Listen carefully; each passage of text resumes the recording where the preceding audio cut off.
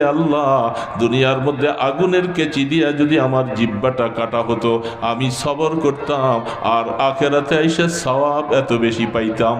এই জন্য মুসিবত আসা এটা মুমিনের লক্ষণ। মুমিন ছাড়া কাউকে আল্লাহ মুসিবত দিবে না।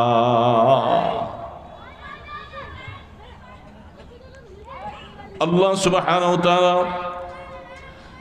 নবীদের জীবনে বহু সময় মুসিবত দিয়েছিলেন, এটা নবীদের সুন্নত। মনে রাখা লাগবে, মুসিবত আসবে, পেরেশানি আসবে। এই সমস্ত অবস্থার ভিতরে কোনো অবস্থাতে অধৈর্য হওয়া যাবে না, পেরেশানি হওয়া যাবে না।